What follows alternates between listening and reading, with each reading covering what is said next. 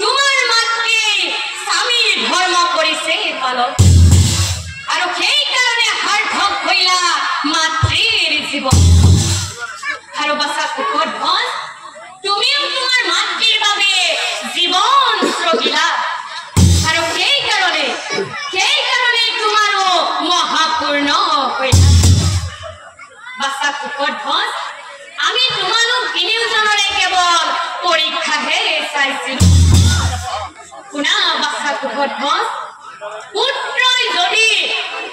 পুত্ৰই যদি সৎ গুণ সৎ কৰ্ম আৰু সৎ চৰিত্ৰৱান হৈ পিতৃ মাতৃক শ্ৰদ্ধা আৰু ভক্তি কৰে সেই পুত্ৰৰ সৰ্বমংগলময় হয় জীৱনে মৰণে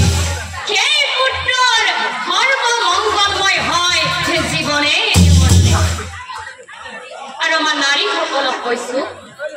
নারীয়ে যদি স্বামীর সেবা শুশ্রূষা করে স্বামীর শ্রদ্ধার ভক্তি করে সেই স্বামীর আয়ু বৃদ্ধি হয় আর সুসন্তান লাভ করে জীবনের আর আমার পুরুষসকলক কৈছো পুরুষে যদি নিজৰ পত্নী সততাৰে মৰম স্নেহ কৰি সংসাৰৰ ধৰ্ম সুকলমে পাৰ কৰাই লৈ যায় সেইখন সংসাৰ সুমধুৰ হয় আৰু সৰ্বমংগলময় হয় জীৱনৰ গতিকে বাছা সুখৰ ধন আমি তোমালোক তিনিওজনৰে কেৱল পৰীক্ষাহে চাইছিলো বাছা সুখৰ ধন তোমালোক তিনিওজনৰ ধৰ্ম পালন কৰিলা আৰু সেই কাৰণে তোমালোক তিনিওজনৰে বৈকুণ্ঠত গৈ পুনৰ মিলন হ'ব নিশ্চয় জানি আশা কুকুৰ ধন তোমাৰ মাতৃয়ে যে ইয়াত মৰি আছে তোমাৰ মাতৃ এতিয়াই জীয়াই উঠিব